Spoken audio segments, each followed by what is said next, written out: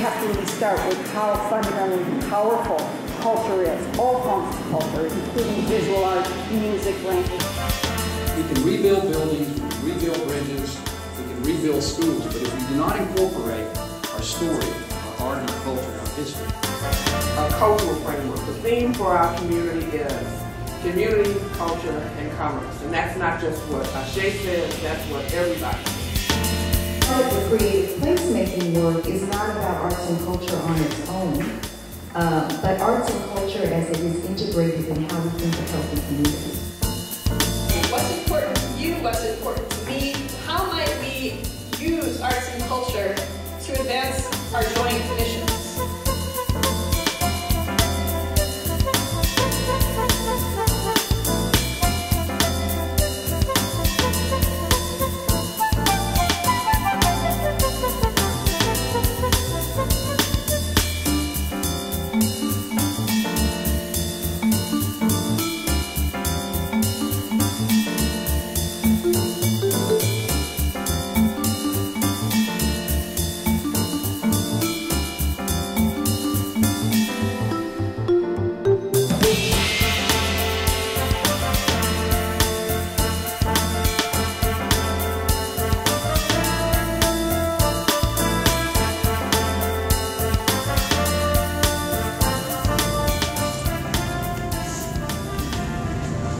Well, I hope y'all expect me to give my speech in French. My name ends in a vowel, so French is not something that I picked up as a child, unfortunately.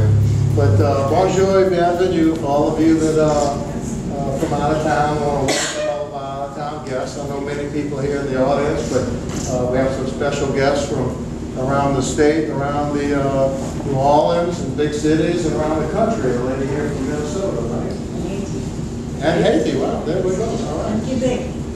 Where? Quebec. Quebec. Wow, Quebec. Wow.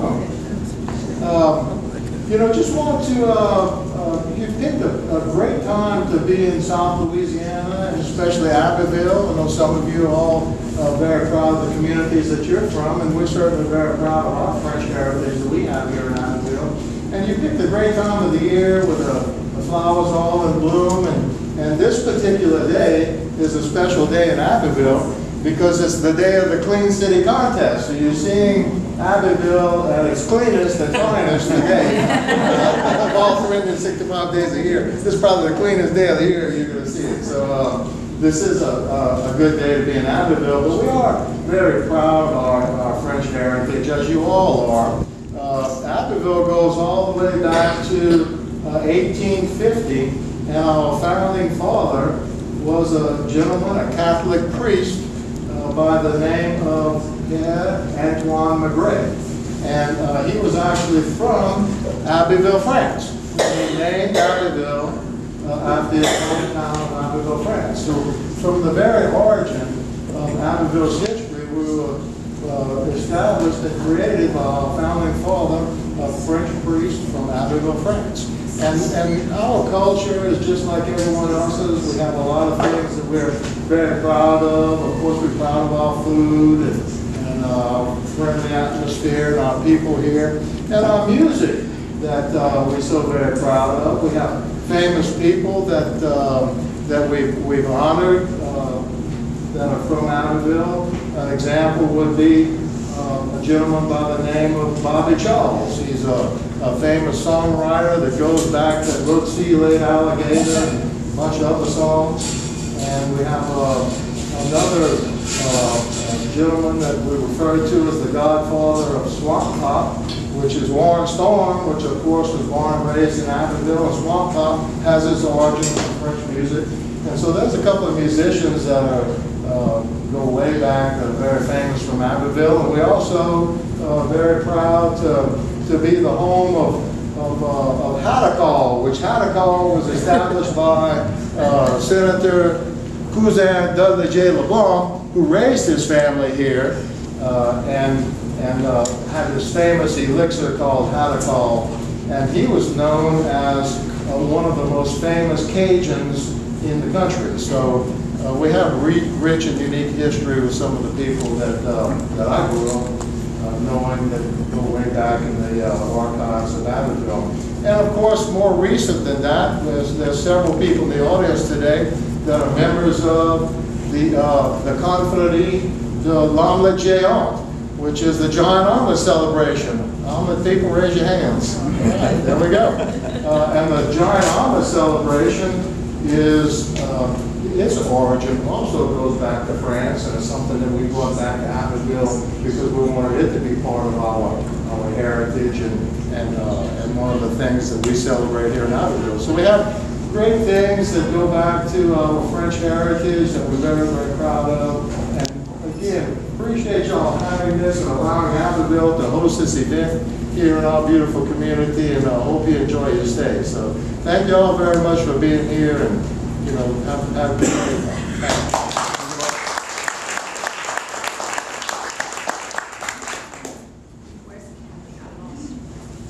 Okay, Kathy, could you introduce, you want to do that over there?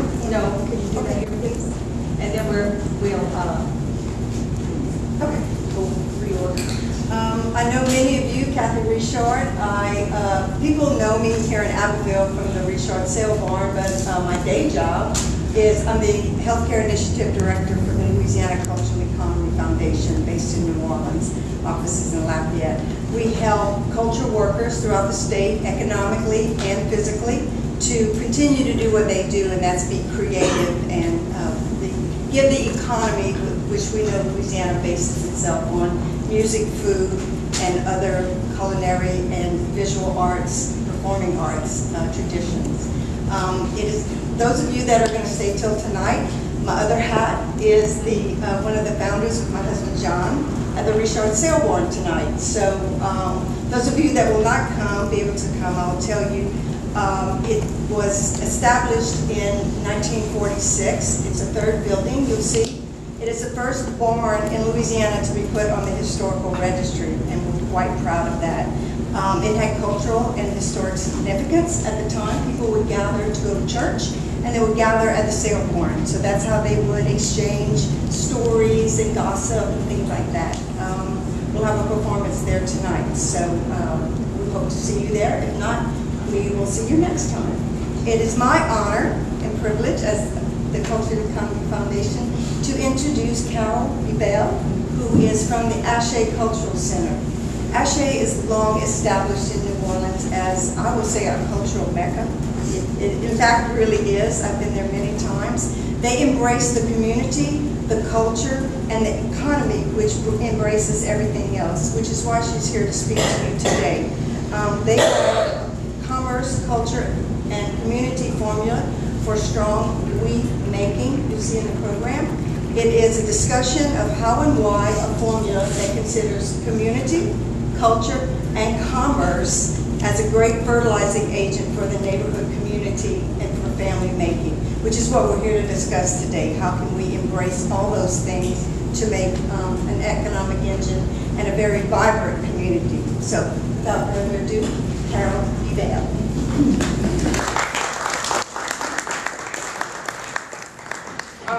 So I really appreciate the opportunity to be here, and I'm here wearing two hats.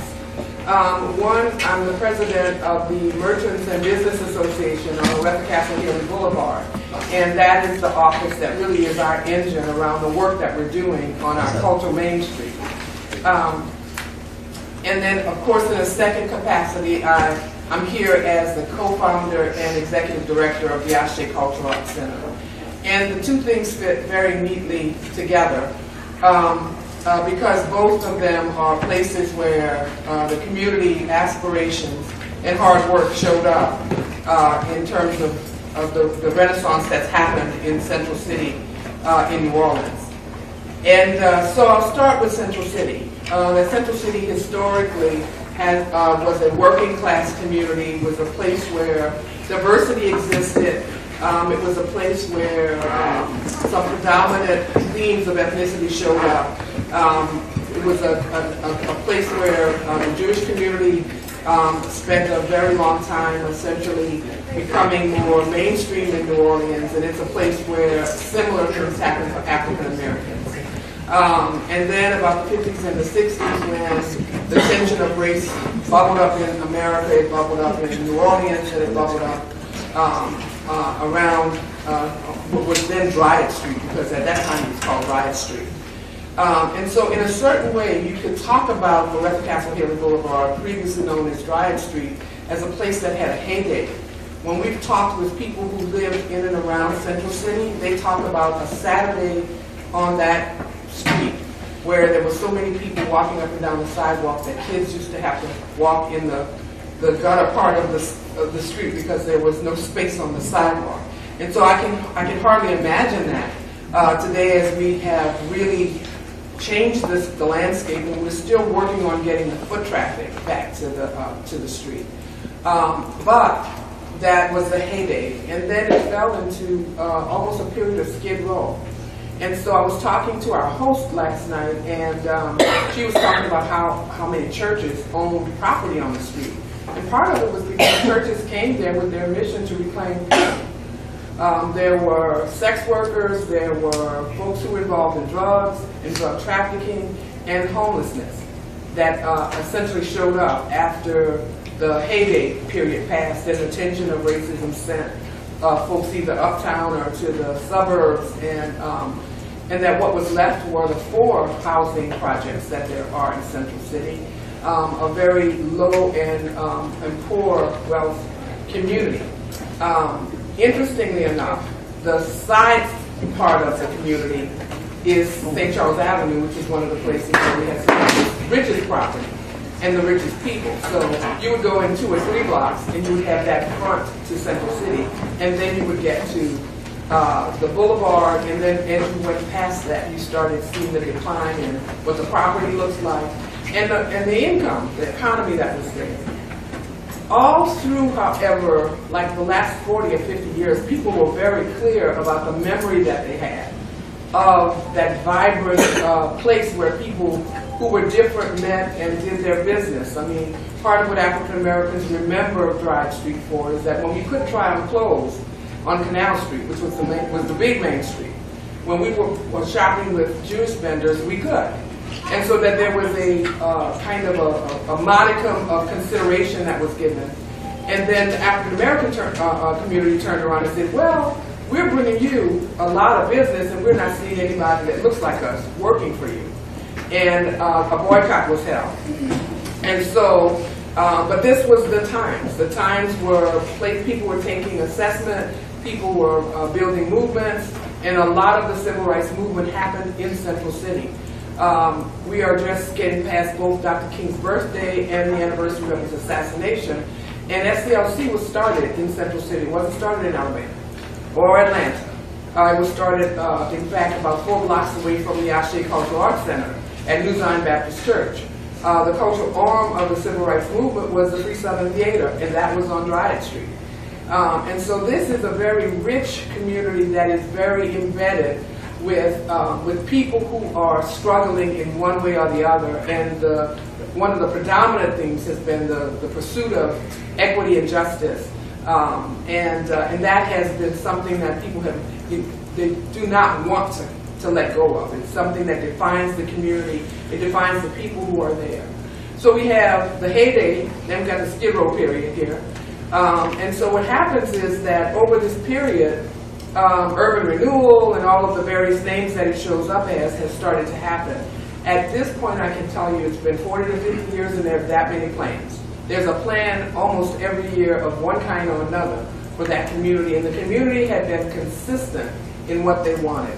They wanted what in African terms is called a Sankofa evolution. They wanted to take from the past what was sweet and good and then hold on to it and evolve it into the future. And so when Ashé got there 20 years ago, our mission being to use culture and art as our tools for doing human, community, and economic development. And I had come out of the world of doing human service planning. I've done a first career as a human service planner in the public sector.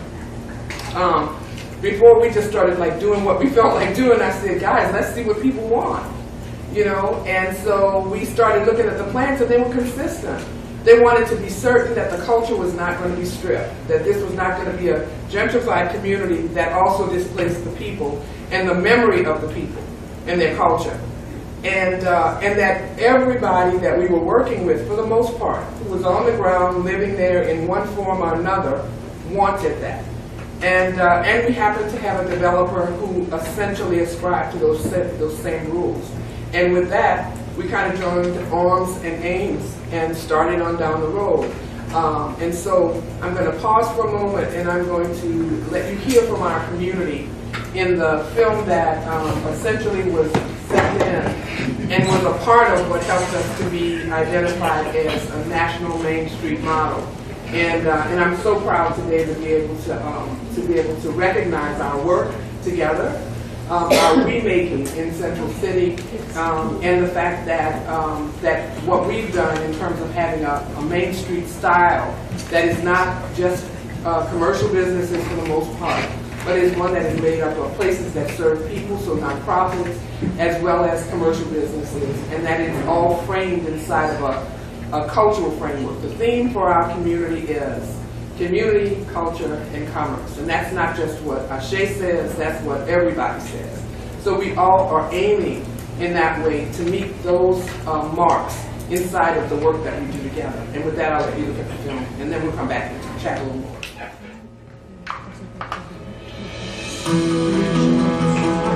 New Orleans is not just a tourist destination, and we love being an alternative to what people think of when they think of New Orleans. This was a street where communities kind of came and pulled themselves up by this instance. By the 1930s, Central City was a racially diverse neighborhood. By the 1960s, it was the mecca for African-American culture and commerce. This little intimate set of mosques here was in really bad repair. They started from a really derelict point and have worked very successfully to bring that back. It was like your last country. It was all abandoned. For a long time, really, Ashé and Cafe Reconcile were the only lights on in the neighborhood. Cafe Reconcile trains young people in sort of hospitality skills through the restaurant that they run. It's been very intentional to meet the needs of our young people, so they not only feel their worth, but that they can reach their full potential. A lot of the graduates from Reconcile go on and do all kinds of great things, so it's a great launching pad. Ashé has really been the catalyst for revitalizing Arefa Castle Hill. It is a place that upholds the real culture that really are at the heart and soul of the city of New Orleans. Ashé has served men, women, children, and elders. Our power has been in owning all of that. Resisting the voice that says, well, you can't do all of that. You just have to focus on one or two things. Well, we didn't. They focus on cultural programming. They bring in probably 30 to 40,000 visitors a year to their events. The Merchants and Business Association, for me, speaks really at the heart of the people on the ground. There are just things that we would not have been able to do if we had not had Merchants and Business Association. It's our voice, our think tank. The four-point approach of Main Street is very adaptable. It's a nice framework because you can shift your focus while also keeping your eye on the importance of all four areas. Right now, the big forte is the design aspect of it. Through the Facade Renew program that the New Orleans Redevelopment Authority has implemented and used to focus on OC Boulevard. We received a huge reception for the Facade Renew program. So we're thrilled with the partnership that we've been able to foster. And it's a program that's had a huge impact on the boulevard. You add that to some of these anchor projects, the years of work with the Main Street approach, starts to pay off.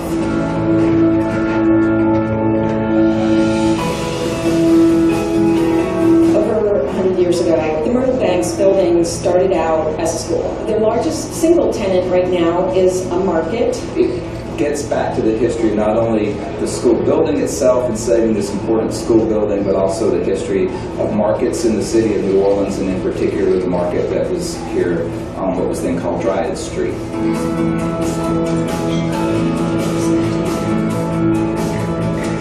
It's interesting to me that in a city full of boulevards, O.C. Haley Boulevard is now known as the Boulevard, and I think that's very specific to the strategy that the Main Street organization has had. They focused on culture and making this a place and celebrating what this place is. New Orleanians love the last frontier, and Norita Casa Grande is like that. The way in which community is bound together, and the way in which people put people first creates a great place. That's what Central City is about. Carrying a dream that is not just any one of our dreams, but our combined dream, makes it something that is powerful, powerful, powerful.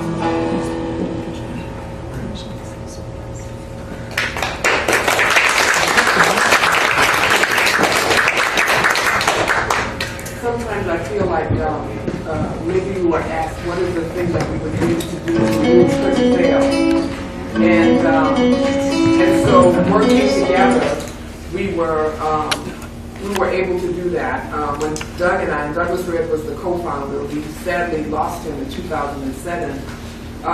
But when we came to the Boulevard, the developer asked me when we were talking, she said, when did you go down the street last? And I realized that I was, like I said, I was in the public sector human service planner, so I was in all of the communities in the city, right? You know what? It's been almost a decade by the time when I talked with her, because I've been moving on the streets that were on the side of the boulevard, because it just really was so depressing to see. I mean, we had the homeless shelter at the head of the street, and which is still there. It's been renovated. We never wanted to get rid of our homeless neighbors, right? We wanted them to be taken good care of. We didn't want them to be laying on like a morgue on the sidewalks at night under covers or under the interstate. And so we finally found someone to be able to manage the place. And then the same developer that developed our building also developed the mission. And so now it is a place that we can be proud of. We're now trying to get ready to talk with them about creating a front kind of energy in their building that can kind of cooperate more definitively with what we're doing on the boulevard.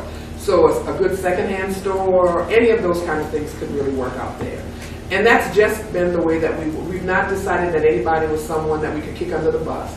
That we have a high school, a non-traditional high school, which is for kids who have not made it in the regular school.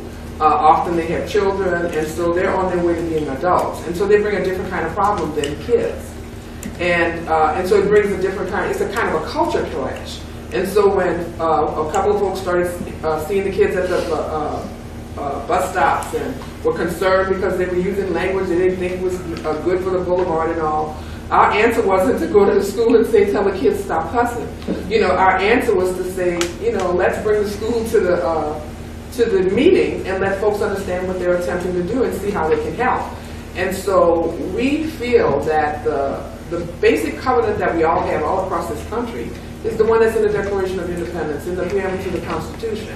And it talks about we the people. And as long as we, in our minds, if we don't see each other in the we, when we're talking about we, then we're going to have trouble, because then we're not going to make political, civic, or social decisions that help people that are in our we. And so we're making, you know, as much as we can in Central City in trying to make space for us to understand who each other is and understand how it is that we are inexorably connected to each other, and that we can't have a great community by taking half of it. And almost half of our community is either or underemployed. And so we can't have a great community unless we are thinking of ways to change that dynamic. We're not thinking of ways to create on-ramps for everybody. And we at Ashé, we look at everything through a cultural lens. And so a lot of the negotiation that has to happen between individuals, it needs space to be able to kind of grow, people who don't know each other. And so our work has been creating those ways in which we can learn together, we can raise our consciousness, we can complete and correct narratives about each other, we can have difficult conversations about things. And that's what our practice is about. It's about using culture as the way that we do that. And in it, we honor what has been, and we take the time to be present to it, in the present, while we're sitting and thinking about what it's going to mean for tomorrow. You know, what is it, right now, everybody's talking about Aretha Castle Haley, and they're saying OCH, because that's the way young people talk about stuff. And every young person I get run into, I say, guys, we changed the name from Drive Street to Aretha Castle Haley Boulevard to celebrate this woman. I said, in African tradition, it's said that until people stop speaking your name, only then are you forgotten. I say, so we'd really appreciate it if you take the extra seconds to either say the Boulevard or to say Aretha Castle Haley Boulevard. And almost everybody, once they hear that, you know, they say, oh fine, you can count on me, I'll be a champion for that. And it's in those small conversations and wanting to do that and not to just be upset because you're not doing what I'd like you to do. It's in those small concessions and those small ways in which we can connect to each other. And so Ashé Cultural Arts Center winds up being the place where those kinds of things happen. And so often when I talk about Ashé, people will say, God, I really think the ideas and the things you'll do, but I don't quite get it. So we have another really short film that'll give you a sense of what happens with us. And then I'm going to be open for questions. I'll tie up and then I'll be open for questions. This is the overview. The overview. I see it. All these spaces are critical opportunity and possibility for every subsequent neighborhood. Really should have several spaces to be able to help to fertilize the growth of that neighborhood to the highest quality of life.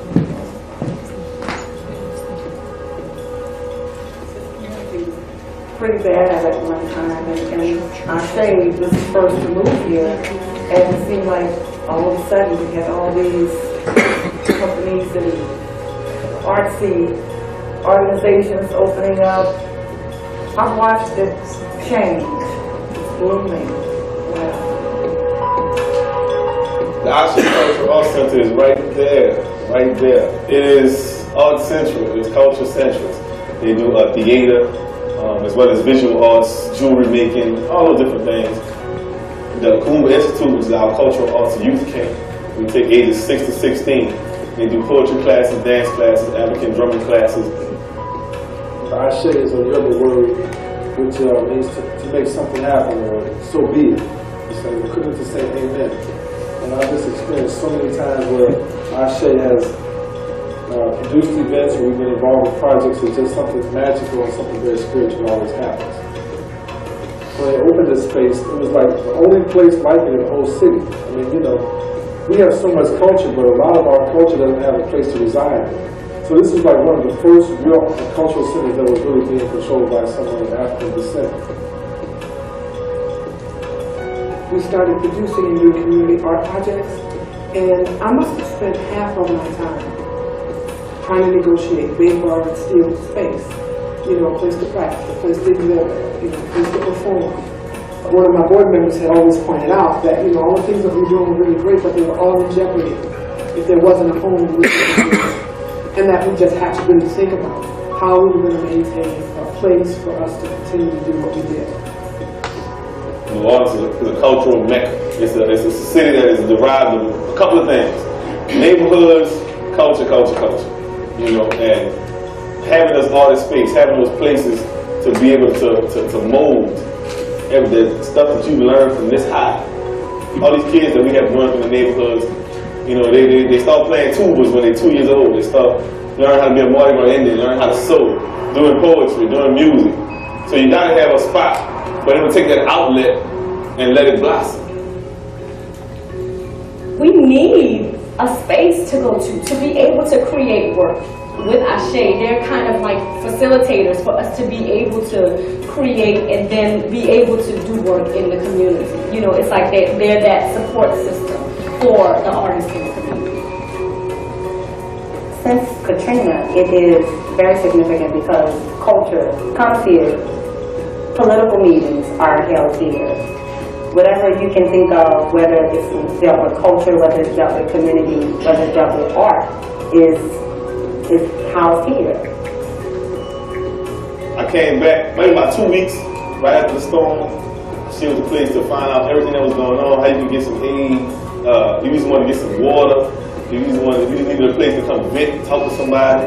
You know, we all came to Ashé, all the artists. Ashé was the first place that we were able to put on like the first spoken word reading after the storm.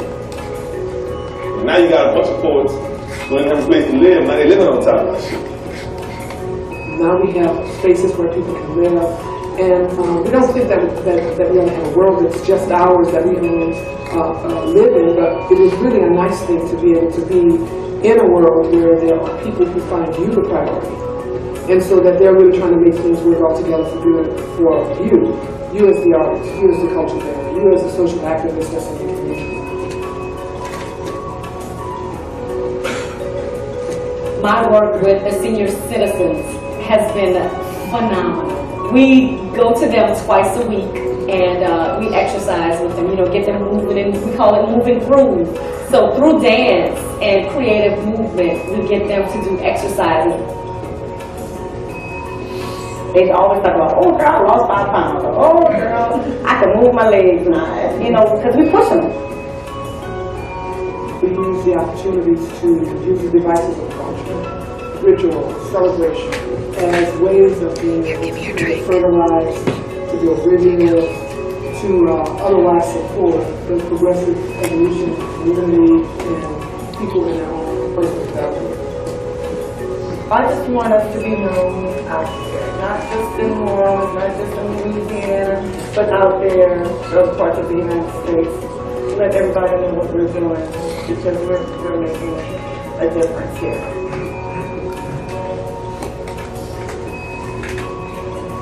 I mean, Ashé is just, I don't know what we do without it. You know? I really don't know.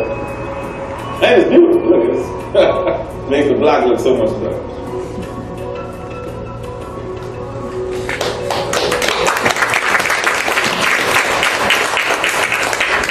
So I'll end by saying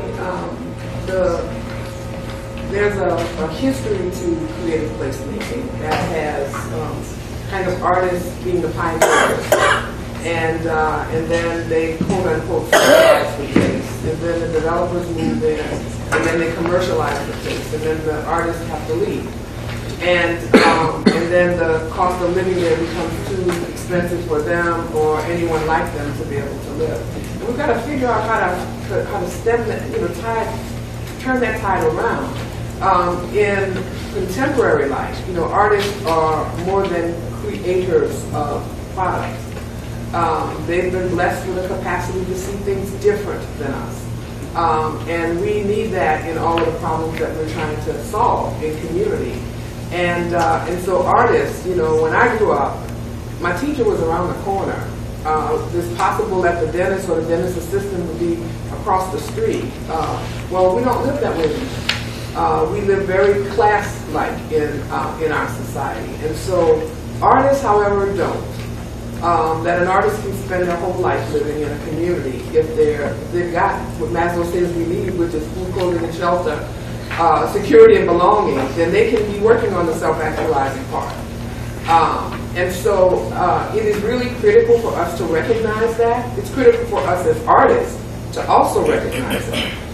And to be at more of the community tables, and to be worried about housing and education, and not just whether or not there's enough grant money coming to be able to support us in the work that we do as artists. So there's some mindset change and behavior change that has to happen on both sides. But creative placemaking, if it's going to improve the quality of life for people, has got to also be a creative place that we can keep. And too often we create the spaces and then they get taken away from us. And so we really are on our way. We have not gotten there. We don't have the magic formula. Our community has improved. We're working on life. We're making it possible for artists to have places to live. And we've got, like I said, we've got 4 housing projects. We've got a fair amount of affordable housing, but not enough. And and that we still have to deal with the issue of gentrification with displacement. And so we all have to get back to that notion of who do we see in our hearts and in our minds when we say the word we. When we're able to see us all there, from Native Americans to whoever the immigrant is that's trying to get in here now. Until we get there, then we got work to do. Each and every one of us has work to do. And people don't live at the national level, they don't live at the state level. They live in neighborhoods and in cities. And that's where the work has to be done. We've got to blur the lines of connection, and we've got to learn how to reach out to each other and to notice when I'm falling so that you can be there to be able to help me, and that I can then feel compelled to want to be there when you're falling to catch you. So with that, I'll take questions.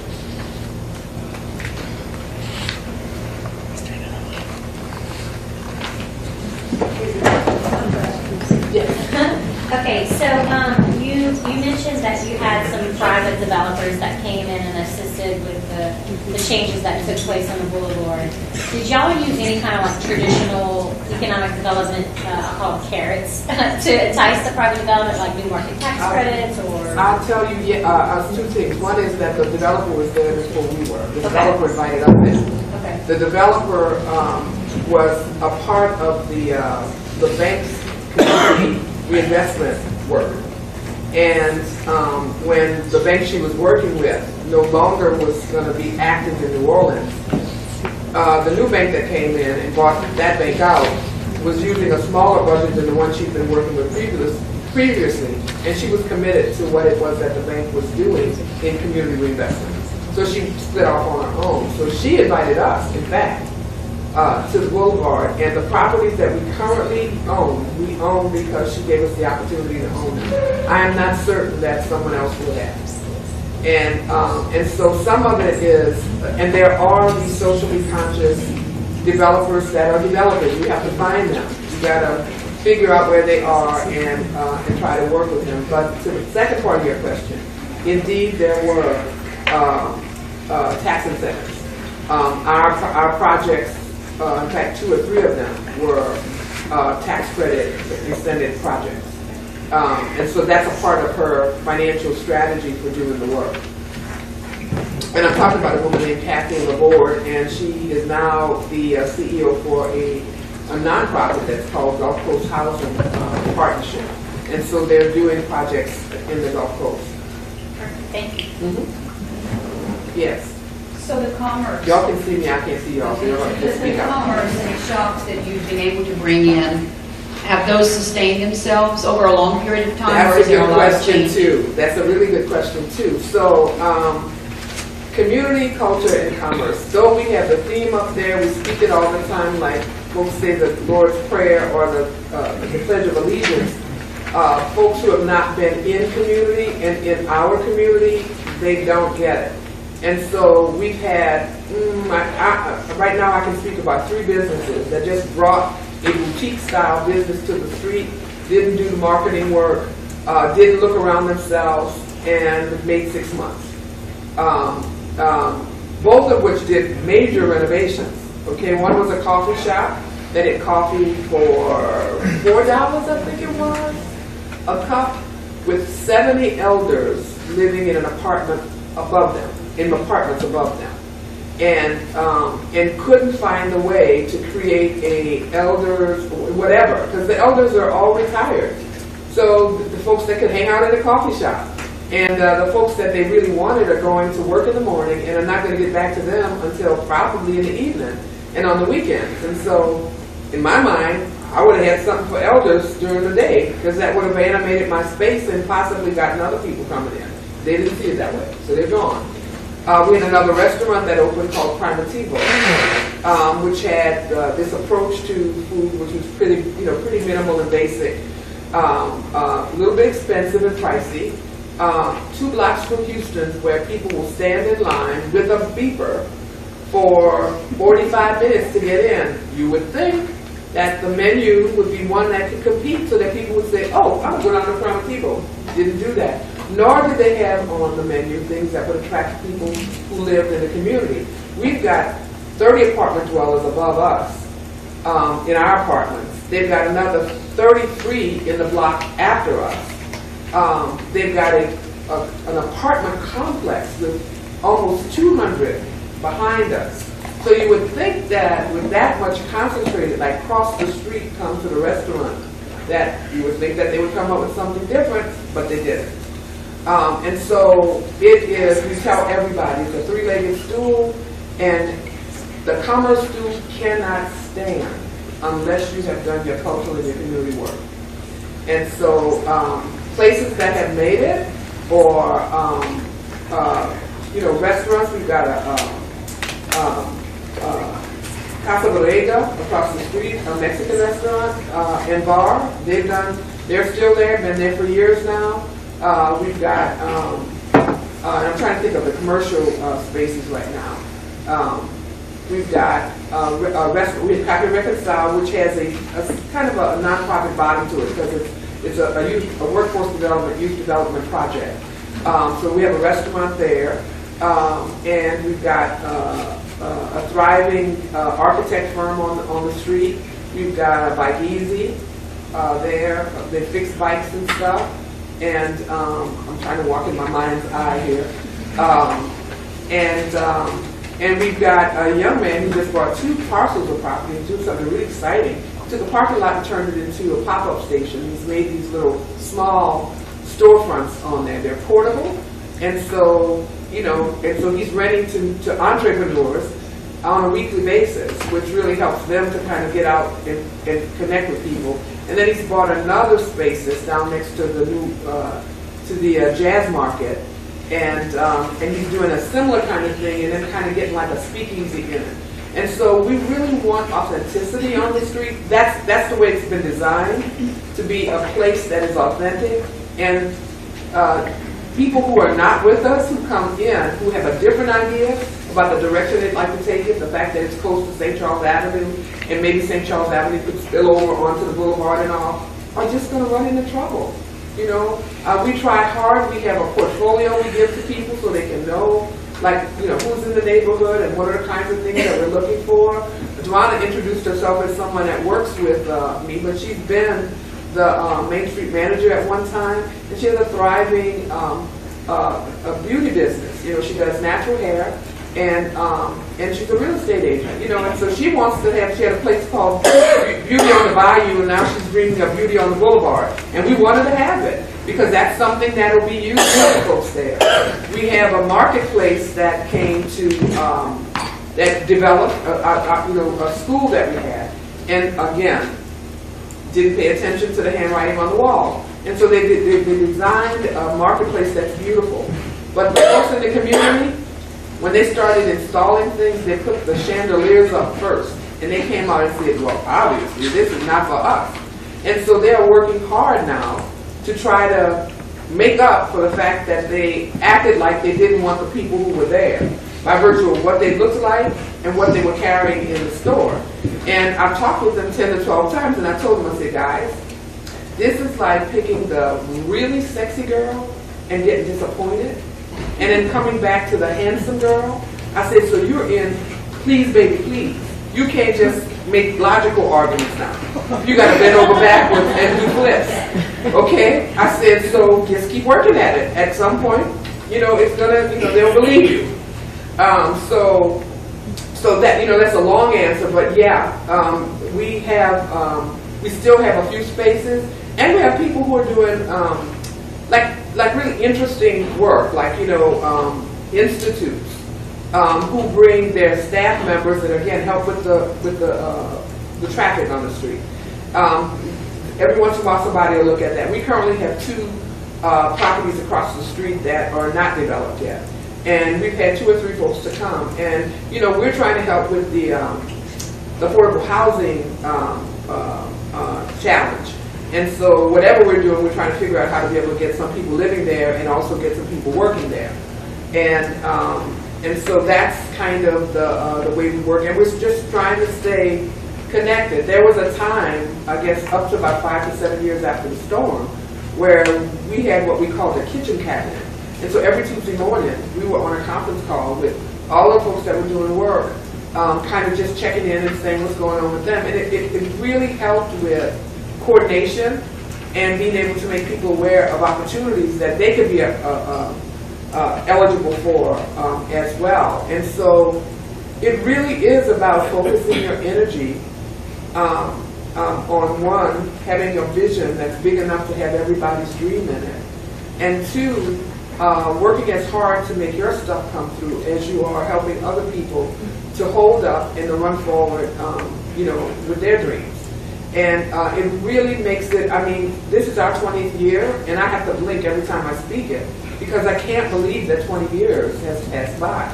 My knees can believe it, maybe, but I really, it doesn't feel like it's been 20 years. And part of it is that, you know, I haven't had to hold it all by myself. After Doug left, you know, it's like, we don't have to be in a meeting, that folks will carry our water for us if we're not there. And we will carry water for them if they're not there. And that's the world you want to live in. You want to live in knowing that you can't be everywhere, because that's an impossible thing. So you have to essentially live in a way that people are willing to stand for you in your absence. And that cannot happen unless you are really into serious remaking. It's the way we make our families work, and it's the way that we want to graduate that, so that that's the way we work in neighborhoods and we work in communities.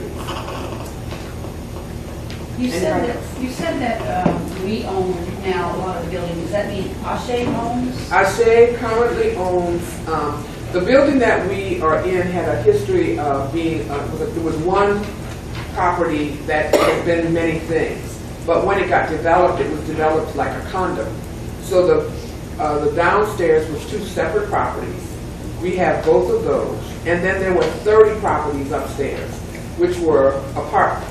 We have 29 of those. One got sold as a condo before we acquired it. So we have 19 affordable housing locations, and we have 10 that are market rates in the apartments upstairs. We're currently in a rental agreement for a state-of-the-art, in-community small theater that's right behind us. That we have the opportunity to buy in a year and a half. It was in 5 years and then in 10. So it gives us a 10-year period to be able to get the money together for it. It was a $7.5 million project when it was done. I'm retiring at the end of next year, so I doubt that we're going to be taking on the 5-year opportunity.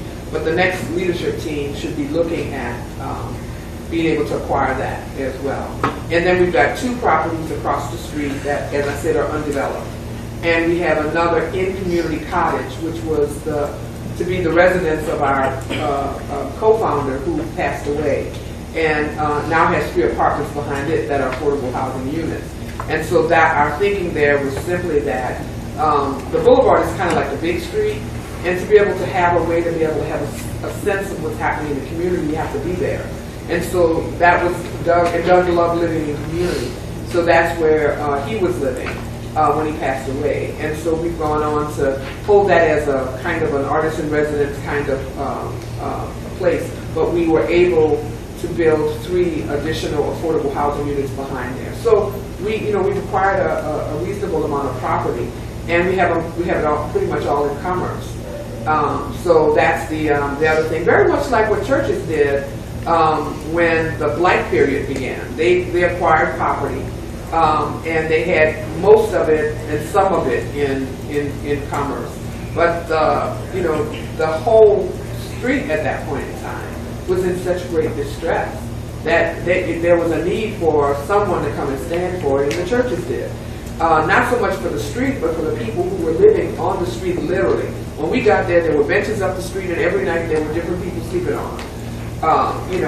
And so, like I said, now we have a state-of-the-art homeless shelter at the head of the street, and the only thing we have left to ask of them is like to talk with them about the notion of being able to start something that's a storefront in the front of the building, and to not use the strategy that the previous owner used, which was when they ran out of money, then they would orchestrate this way in which they would draw people over and then not be able to let them in, and then they'd be sleeping everywhere. And then, then donations would come from right and left because people just didn't want to see that.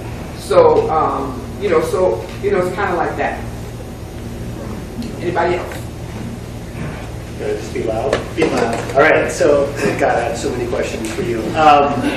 So, as far as your focus on the boulevard, how much in the Kool-Aid of the development on Jackson and MLK towards Claiborne do y'all try to also influence, or do you just mainly try to stay on the boulevard? And the other side of it is, have you seen like a rise in the median income of the people that live in the neighborhoods around the boulevard, i.e. are these cultural organizations actually able to give jobs to the people that live in the neighborhood on a consistent basis, and do you feel that economic development has also been kind of a ripple effect of the work that you've done?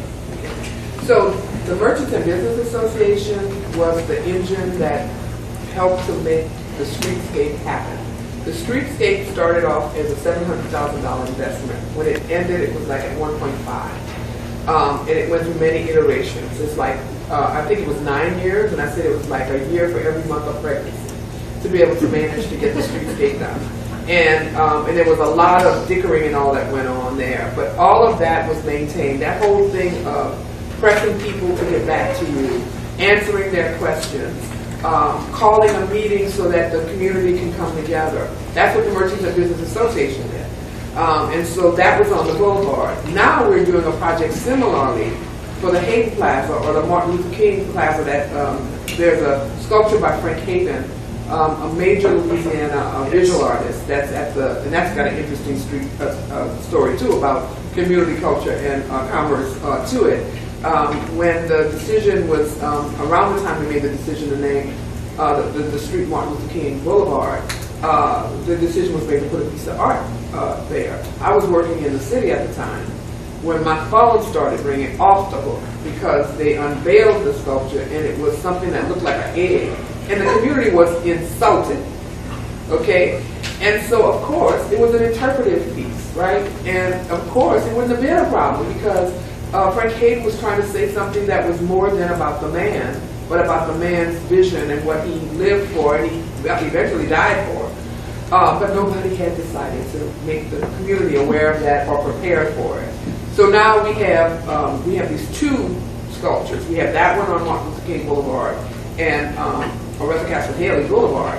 And then down at Claiborne, we have the actual bust of Dr. King. But we are currently working, we meaning the Merchants and Business Association, on Hayden Plaza.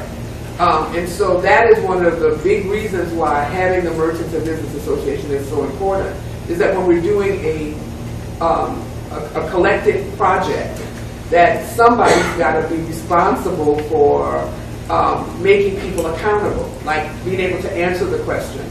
As the board president, I got to do that for Ashé, you know, and so I work hard to try to do what I can for the Merchants and Business Association, but I'm not in a position where I can take on the major task of coordinating the community to be both a pressure and a response, a call and a response to the city in terms of their doing the things that they need to, you know, they need to do. So, so any project that's going to, right now, one of our projects right now is that we've got someone to pay for flags for the boulevard for the tricentennial. They're going to pay to get them made and to get them installed. We got a law on the books that says you can't have any given flag up but for 3 months. And so we finally figured out that instead of trying to get an exception, that we lined up 5 different groups that wanted the same flag. So now we're trying to get to the city. You know, who's going to stay inside of the back and forth of that, going to the meetings, talking to the people? So, the long answer to your question is, yeah, we work on all of the things that work really on the boulevard, and the boulevard is not the only, is not just the main street anymore. We got it expanded. So we're probably now 14 times 4. Whatever 14 times 5 is, that's how many blocks we are inside of the area, because we've expanded the cultural corridor. I don't know how many other people in this room have stepped foot on the boulevard, but I tried to buy the pink building in 2004 next door to Cafe Reconcile, kind of across the street for a music studio. What y'all have done in that neighborhood, you, standing applause quietly, like absolutely incredible what you have done. And I mean truly from the bottom, I mean it's inspirational. So I said, congratulations on your work, on your body of work.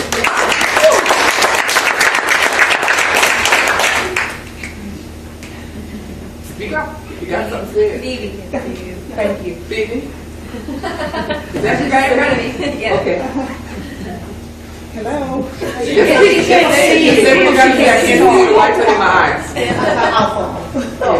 Okay, thank you so much for your presentation. I have a comment, and probably I'll work my way to the question I really want to ask.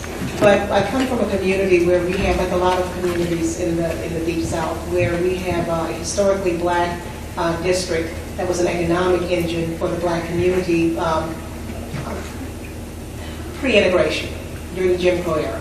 And one of the fallouts of Jim Crow segregation ending was that those historically black communities or business districts they crashed because people were able to spend their money wherever they want to. In our area, I'm wondering, how do we replicate something like this? You talked about having to work with the developers who are like-minded, and you were blessed to find those developers. But what are recommendations you would have in other communities to replicate this? Because it's not always, we'll have developers who are interested. We have 3 plans, I think, that were developed for the Hopkins Street area. And none of those plans went anywhere as far as visions. So one of the things is we drew strength from the work that the funders did to put us together with people like us around the country. And to learn from the various and sundry ways and places that people have done similar work.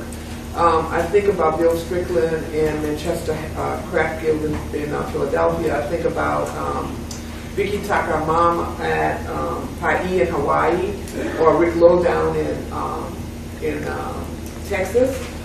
There's a young man named Carlton Turner right now who's trying to do a similar thing in Utica, Mississippi. And so one of the things is to have great plans. The other thing is to kind of tinge those plans with the victories that other people have done. And sometimes not to look just in your community, but to look outside of it for help in terms of doing it. Now that's one part of the thing, and that's got to do with the place. Because the thing that I didn't say the whole time I've spoken to you is that there are some things that require a place to be able to occur. You know, that it can't occur just out in the world. It needs a place to be able to be planted, right? The other part of it is how good a job are you doing making bridges with your young people.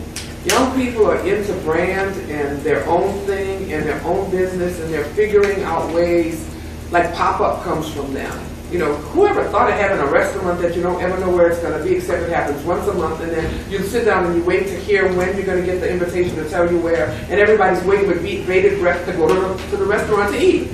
You know, and so that's not something that anybody from my generation would have come up with, but that's the kind of things that they're doing. And they're taking rough spaces and learning how to be able to view them as a theater set and to set them up for just doing things for a little while. And so I think that building bridges between whatever it is that you're doing and making sure that the millennial presence is strong. And it's strong with millennials that are entrepreneurial, creative, and cultural. And then you got to listen to them. You know, you can't just have them in the room, but you got to listen to them. Because really when you put the things together, you come up with stuff like what Sadat is doing with these pop-ups. And it's putting this thing down the little alley, which I just think is fantastic. So at night, if I'm upstairs in the apartments, I'm hearing all of this music and buzzing on, and he's just got the microphone going, and people are coming and going over at his space. That by itself is not going to do it, but that is going to attract other folks, which is going to attract other folks, particularly the ones that are going to be foot traffic on the street. So we are really thinking big time about, we have a First Friday thing that we're doing, where we ask everybody to do something on that so the street is animated. We have a fight, we have a boxing gym on the street, and once a quarter he does a fight in our parking lot. Well, they asked me, I said, oh, come on, we are not talking about doing fights, come on. And so they said, well, Mama Carol, you know, we really like that, blah, blah, blah. I said, okay, all right, we'll see. Just make sure all the liability stuff is tight, right? And so I come from from upstairs and come downstairs. They got 500 people. 500 people. You know, and so I think the answers are out there. They're just not. There's like that. It's like that a positive and negative space that visual artists talk about. That you look at something and one time it looks like a tree, and then you look at it again and it looks like something different. Well, that's the deal. I think we're looking, but we're seeing only the tree. That there are other things for us to see, and we need people who have the right glasses or the right ability to be able to interpret those things for us. And so I tell you to keep your nose to and just get more people in. Find ways to be able to get people around for coffee or whatever, and to just bounce out ideas. The traditional way of doing things is not gone, but it really needs some boosting and some help to be able to work in some of the places that we're trying to get it to work. One last question. Yes. Were you at the very beginning, how did you involve the community so that there wasn't that fear of gentrification, that the residents would be pushed out? Did they give input as to what they wanted to see in their neighborhood? 40 times. We got 40 plans. We, in fact,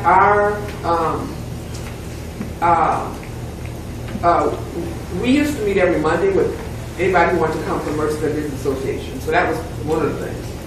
But like I said, I came out of human service planning, so I've been sitting with people in that community and other communities, good Lord, for 20 years.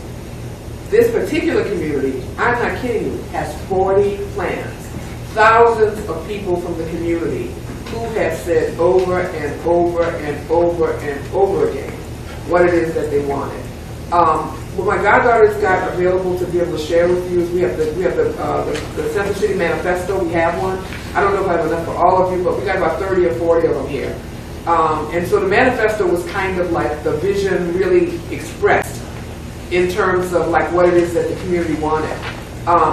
The last time that like there was like a planning process was right before 2005 when the disaster happened, right? And so in many ways, we were the first community that was planned because we just finished our plan. So we had that advantage. We had the advantage of having been thinking together, having been dreaming together, and in all of it, people understood that they wanted not to be displaced, that they wanted to hold on to the culture, the thing that makes people in New Orleans like speak to each other. The thing that, has somebody calling you my baby and then never saw you before in life. The ways, and all of that because it's about the sweetness, which is the thing that makes people feel connected.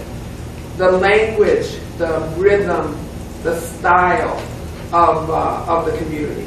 That people did not want the kind of things that were starting to happen with those redevelopments of the projects, where you pass by them and they look like you're going to have a group coming in to buy them.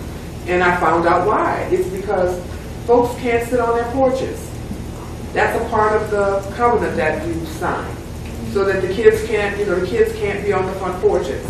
And so that's what they don't want. They don't want that. There's something that people have to get over feeling like they're threatened every time they see a group of black people sitting together. They just got to get over it. And so the way that people get to know each other is by spending time together. We can't have a situation where the only way you can find out about me is reading my demographics in a report when I live next door to you. I, for a moment, lived in the cottage that Doug had after the storm. And I tell people I moved in, so the folks there didn't know me for all practical purposes. And so when I got out the car, it was clear that I was moving in. The first voice I heard was somebody saying, "Hey neighbor." Okay, the end of the second week, I happened to be coming out, and the trash can stuff hadn't got straight, and I wasn't clear about when the trash man passed. The neighbor sitting next door, sitting on the steps, and she goes, "Neighbor," she said, "I put your trash out for you. I want to let you know the trash man passes on Tuesdays and Thursdays," right? And my house is uptown in the university area.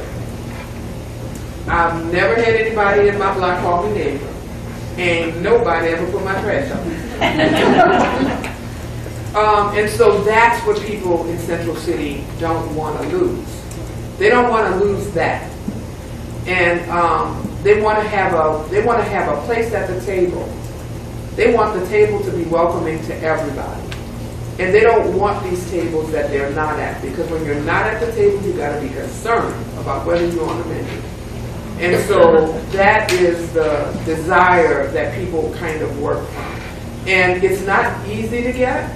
It really means thinking through minutia at times. And then you discover the minutia means something.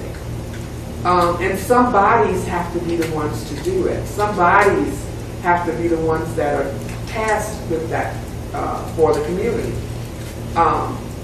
And so, like I said, this is not easy work at all. Lord have mercy, it is so uplifting to see progress. And so 20 years has passed by faster than I could expect it to. But when I look at the fact that the calendar has changed, and I look at what we stepped in on, went through when we look at 2005, and where we are today, I'm just so happy that I was on this journey. Thank you.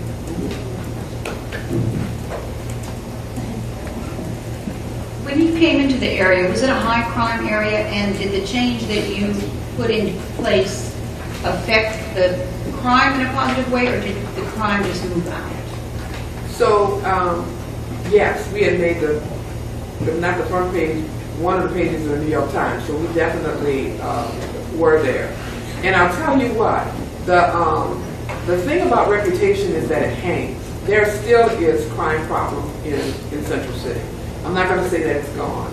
We had a horrible, we had two, in fact, violent accidents.